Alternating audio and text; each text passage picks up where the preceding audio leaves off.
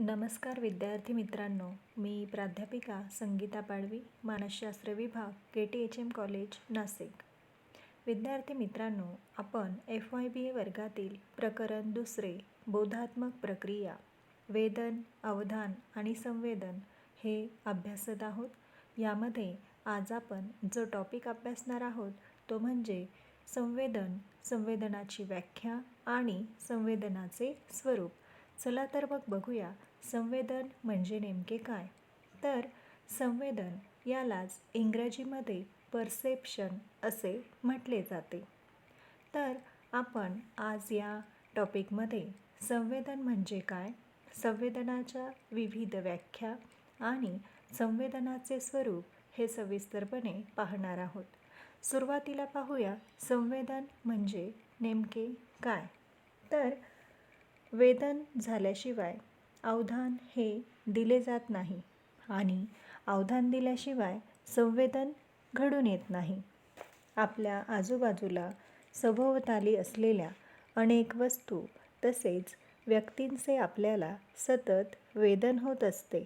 म्हणजेच आपल्याला सतत वेदनानुभव येत असतात. त्या वेदनानुभवांचा उद्दीपकाचा अर्थ मेंदू लावत असतो, त्याला संवेदन असे म्हणतात. म्हणजेच संवेदन ही एक अशी प्रक्रिया आहे की ज्यात एखाद्या उद्दीपकाचे वेदन झाल्यानंतर ते उद्दीपक नेमके काय आहे याचा अर्थ लावला जातो. आपल्या सभोवताली, आपल्या आजूबाजूला अनेक वस्तू असतात, व्यक्ती असतात.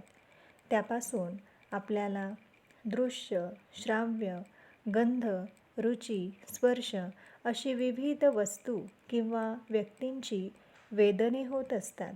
म्हणजेच आपल्याला वेदनानुभव येत असतात. एखाद्या व्यक्तीचे किंवा वस्तूचे अस्तित्व जाणवणे म्हणजे वेदन होणे होय. पण ती व्यक्ती किंवा वस्तू काय आहे, कोण आहे याचा अर्थ लागणे म्हणजे संवेदन होय. हा अर्थ वैयक्तिक अनुभवानुसार लावला जात असल्याने संवेदनात वैयक्तिकत्व असते व त्यानुसार प्रतिक्रिया केली जाते. उदाहरण द्यायचे झाले तर समोरून येणारी व्यक्ती एखाद्याचा मित्र असेल तर त्याला अनुसरून आपण हात हलवत असतो, स्मित हास्य करत असतो किंवा अन्य शाब्दिक प्रतिक्रिया ज्या असतात त्या करत असतो.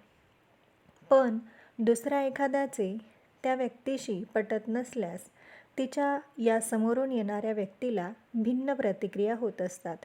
जसे की चेहऱ्यावर आठी पडणे, मान दुसरीकडेच वळविणे किंवा टीका करणे, किंवा समोरून ती व्यक्ती येताना पाहिल्यास दुसरीकडे निघून जाणे.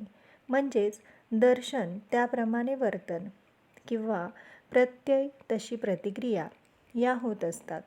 संवेदनाचे बोध हे एक अंग असते व ते त्यामधील गाभा असते. त्याप्रमाणेच संवेदनाचे वार्तनिक अंगही असते. म्हणजे संवेदनानुसार व्यक्ती वर्तन जे आहे ते करत असते. आपण सुरुवातीला वेदन व त्यानंतर अवधान या प्रक्रियांचा विचार केलेला आहे. या दोन प्रक्रियेनंतर येणारी तिसरी प्रक्रिया म्हणजे संवेदन होय. वेदन झाल्याशिवाय अवधान दिले जात नाही व अवधानाशिवाय संवेदन घडून येत नाही. वेदन आणि संवेदन या प्रक्रिया अगदी एकमेकांशी निगडीत अशा आहेत. कारण वेदन झाल्यानंतर त्या वेदनाला आपण अर्थ लावतो, म्हणजेच त्याचे संवेदन होते. म्हणून वेदन आणि संवेदन ह्या परस्परांवर अवलंबून असणाऱ्या अशा प्रक्रिया आहेत. त्याचबरोबर ज्ञानेंद्रियांकडून प्राप्त होणारे प्राथमिक ज्ञान म्हणजेच संवेदन होय. संवेदनालाच प्रत्यक्ष किंवा वस्तुबोधन अशा संज्ञा दिल्या जातात. वेदन हे निर्विकल्प प्राथमिक ज्ञान असते. वेदनाला अर्थ प्राप्त झाला की ते संवेदन होते. माणूस शुद्ध वेदनाचा अनुभव कधीच घेऊ शकत नाही. वेदन निर्माण होता क्षणीच त्यावर व्यक्तीचे पूर्वानुभव, प्रतिमा, कल्पना, संस्कार, स्मृती अशा विविध घटकांमुळे संस्करण घडते आणि संवेदन निर्माण होते. संवेदनामध्ये संग्राहक, भावात्मक आणि प्रतिकात्मक अशा वेगवेगळ्या प्रक्रिया समाविष्ट असतात. तसेच संवेदनाला अनुभवात्मक आणि व्यावहारिक अंगेसुद्धा असतात. संवेदन ज्यावेळी व्यक्तीला होते, मग हे संवेदन होत असताना नेमके वेदन आणि संवेदन हे समजून घेताना व्यक्तीमध्ये गोंधळ होता कामा नये. यासाठी या दोघांमध्ये नेमका फरक काय आहे तोही समजून घेणे गरजेचे आहे. वेदन आणि संवेदनातील पहिला महत्त्वाचा फरक म्हणजे वेदन ही प्रक्रिया आधी घडते, ज्यामुळे उद्दीपकाची जाणीव होते, व संवेदन प्रक्रिया ही त्यानंतर घडून येते, जिच्यामुळे उद्दीपकाचा अर्थ लावला जातो. आपल्याला उद्दीपकाचे गुणधर्म, अन्य वस्तूंच्या संदर्भात त्याचे स्थान, त्याचे आकलन होत असते. वेदन प्रक्रिया वेदन इंद्रियांवरती अवलंबून असते, तर संवेदनामध्ये मेंदूमधील प्रक्रिया या समाविष्ट असतात. वेदन हे सर्वांना सारख्याच स्वरूपात होते, पण वर उल्लेखल्याप्रमाणे संवेदनात मात्र वैयक्तिकत्व किंवा व्यक्तिभिन्नता आढळून येते. तर अशा प्रकारे वेदन आणि संवेदन या दोघांमध्ये जो फरक आहे तो दिसून येतो. तर मग बघूया नेमका संवेदनाचा अर्थ काय आहे किंवा संवेदनाची व्याख्या काय आहे. तर विविध मानसशास्त्रज्ञांनी संवेदनाच्या व्याख्या या पुढील प्रमाणे दिलेल्या आहेत. सुरुवातीला बघूया अतिशय सोपी व्याख्या, ती म्हणजे वेदन अधिक अर्थ बरोबर संवेदन.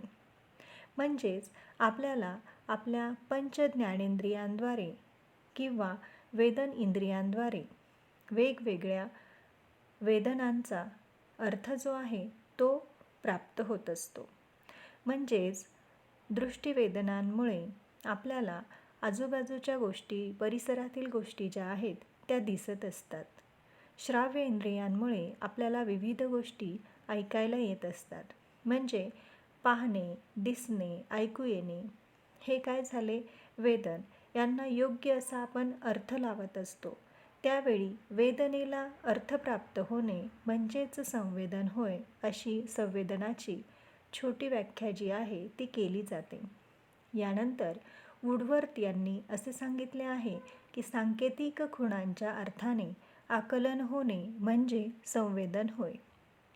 त्यानंतर टिचनेर यांनी संवेदनाची व्याख्या देताना सांगितले आहे की संवेदनाचा अर्थ महत्त्वाचा असून पूर्वानुभव स्मृतीमुळे योग्य संवेदन होते. त्यानंतर संवेदनाची व्याख्या क्लिफोर्ड टी मॉर्गन यांनी पुढील प्रमाणे दिलेली आहे. ते म्हणतात, संवेदन ही वेदन स्पष्ट करणारी प्रक्रिया आहे, तसेच ती वेदनेला अर्थपूर्णता देणारी प्रक्रिया आहे. वेदनेंद्रियांद्वारा वस्तूचा जो तत्काळ अर्थयुक्त अनुभव येतो त्यास संवेदन असे म्हणतात. अशा प्रकारे विविध मानसशास्त्रज्ञांनी संवेदनाच्या व्याख्या इथे सांगितलेल्या आहेत. यानंतर आपण पाहूया या संवेदन प्रक्रियेचे स्वरूप, नेचर. यामध्ये पहिले स्वरूप आपल्याला जे सांगता येईल ते म्हणजे संवेदनामध्ये अवधान, वेदन आणि पूर्वानुभव हे तिन्ही घटक समाविष्ट असतात. मुळात ज्या उद्दीपकाचे वेदन म्हणजेच जाणीव निर्माण होते त्याच्याकडे अवधान दिले जाते व त्याचा पूर्व अनुभवानुसार अर्थ लावला जातो. मग हळूहळू किंवा ओघाओघाने अवधानामुळे संवेदन ही वेचक व निवडक असते. ज्याप्रमाणे कॅमेऱ्याच्या रोलवर सर्व घटना जशाच्या तशा उतरतात, त्याप्रमाणे प्रत्येक घटनेची आपल्याला जाणीव होत नसते. तर अशा प्रकारे संवेदनामध्ये अवधान, वेदन आणि पूर्वानुभव हे तिन्ही घटक समाविष्ट असतात. यानंतर दुसरे वैशिष्ट्य किंवा स्वरूप सांगता येईल आपल्याला. अवधानाप्रमाणेच किंवा अवधानामुळेच बदल हाही संवेदनाचा पाया ठरतो. आपल्याला आपल्या सभोवताली आजूबाजू आजूबाजूला ज्या घटना सातत्याने घडतात किंवा अस्तित्वात असतात त्या सर्वांची जाणीव होत नसते. उदाहरणार्थ, अगदी ट्रॅफिकचा रस्ता असेल, तिथे सतत गर्दी असेल, त्या गर्दीची आपल्याला प्रत्येक वेळी जाणीव होतेच असे नाही. उदाहरणार्थ, गाड्यांचे आवाज, हॉर्न ऐकू येत असूनसुद्धा त्याची आपल्याला जाणीव होत नसते. पण अचानक जेव्हा अगदी करकचून ब्रेक दाबल्याचा आवाज होतो तेव्हा आपल्याला अगदी ट्रॅफिकच्या रस्त्याचे भान येते. कारण गोंगाटामध्ये, गर्दीमध्ये, कोलाहलमध्येच अचानक होणाऱ्या कर्कश आवाजाने बदल घडतो. तर अशा प्रकारे अवधानामुळेच बदल हाही संवेदनाचा पाया ठरतो. संवेदन हे मनोन्यासावर अवलंबून असते. म्हणजेच एखादी वस्तू, व्यक्ती किंवा घटना आपल्याला कशी भासेल किंवा कशी जाणवेल हे आपल्या त्या वेळेच्या मनोन्यासावर अवलंबून असते. आपण एखाद्या व्यक्तीची वाट पाहत असताना बाहेर झालेला आवाज त्याच्या पावलांचा वाटतो किंवा आपण घाबरलेले असलो तर बारीकसा आवाजसुद्धा आपल्याला मोठा वाटतो आणि आपण दचकतो. मग आता इथे आपल्या लक्षात येईल की संवेदन हे मनोन्यासावर अवलंबून असते. मनोन्यास म्हणजे काय? तर व्यक्तीची मानसिकता. यानंतर संवेदन उद्दीपकाच्या संदर्भावर अवलंबून असते. आपण आत्तापर्यंत जे स्वरूप पाहिले किंवा वैशिष्ट्य पाहिले यावरून आपल्या लक्षात येईल की विशिष्ट उद्दीपक किंवा कोणत्या उद्दीपकांच्या सानिध्यात आपण आहोत यानुसार त्या उद्दीपकाचे संवेदन हे बदलत असते. आपल्याकडे 5.5 फूट उंच असणारी स्त्री अन्य स्त्रियांच्या तुलनेत खूप उंच आहे असे संवेदन होते. पण तेच अमेरिकेसारख्या देशात गेल्यावर जेथे स्त्रियांची उंची सामान्यपणे 5 फूट 8 इंच इतकी आढळत असल्याने आपली ही भारतीय स्त्री बुटकी वाटू लागते. संदर्भ बदलला की एकाच उद्दीपकाचे संवेदनही बदलते. तर अशा प्रकारे संवेदन हे उद्दीपकाच्या संदर्भावर अवलंबून असते. संवेदनामध्ये प्रतिकात्मक प्रक्रिया असतात. संवेदनात पूर्व अनुभव हा खूप महत्त्वाचा असतो आणि त्यामुळे आताच्या उद्दीपकांच्या विविध अंगांच्या संदर्भात अनेक प्रतिकात्मक प्रक्रिया घडतात. कोणत्याही संवेदन प्रक्रियेमध्ये एकाहून अधिक संवेदनांचा परस्पर संबंध येतो. उदाहरणार्थ, एखादा खाद्यपदार्थ खात असताना पूर्वी खाल्लेल्या खाद्यपदार्थाची चव, आकारमान, स्पर्श, गंध इत्यादी विविध प्रतिकात्मक संवेदने निर्माण होत असतात. संवेदनात्मक अनुभवामध्ये भावनाही जागृत होतात. विशिष्ट उद्दीपकाबरोबर पूर्वी जे बरे वाईट अनुभव सहचारित असतात म्हणजेच आपल्याबरोबर असतात त्यानुसार आता त्या उद्दीपकाच्या संवेदनाबरोबर हे बरे वाईट अनुभव म्हणजेच भावना जागृत होतात. एखाद्या प्रसंगी व्यक्ती घसरून पडली असेल व अन्य उपस्थित व्यक्ती ज्या काही असतील त्या तिच्याकडे चेष्टेने त्याला हसतील आणि नंतर त्यापैकी कोणी भेटल्यास त्याच्या असुखद भावना जागृत होतात किंवा एखादा मधुर किंवा गोड पदार्थ पाहिल्यावर पूर्वी असा पदार्थ खाल्ल्यावर जी समाधानाची भावना निर्माण होते तशीच भावना आताही निर्माण होते. म्हणजे अशा प्रकारे संवेदनात्मक अनुभवामध्ये व्यक्तीच्या भावनाही जागृत होत असतात. त्यानंतर संवेदनात व्यक्तिभिन्नता असते किंवा ती एक वैयक्तिक स्वरूपाची प्रक्रिया आहे. यामध्ये प्रत्येक व्यक्तीला येणाऱ्या पूर्व अनुभवानुसार त्या विशिष्ट उद्दीपकाचे अर्थबोधन होत असते व त्यामुळेच त्यात व्यक्तिभिन्नता आढळून येते. एखाद्या विद्यार्थ्याला वर्गातील विशिष्ट वर्गमित्राची मदत झाली असेल तर त्याला तो सहकार्यात्मक वाटतो, म्हणजेच मदत करणारा वाटतो. पण दुसऱ्या विद्यार्थ्याला त्याने एखादी गोष्ट करण्यास नकार दिल्यामुळे तोच मित्र असहकार्यात्मक वाटतो, म्हणजेच मदत न करणारा वाटतो. म्हणजे दोघांच्या वैयक्तिक अनुभवानुसार त्या एकाच वर्गमित्राचे संवेदन वेगवेगळ्या प्रकारे घडते. म्हणजेच संवेदनात व्यक्तिभिन्नता असते किंवा ती एक वैयक्तिक स्वरूपाची प्रक्रिया आहे असे आपण म्हणू शकतो. संवेदनानुसार प्रतिक्रिया होत असतात.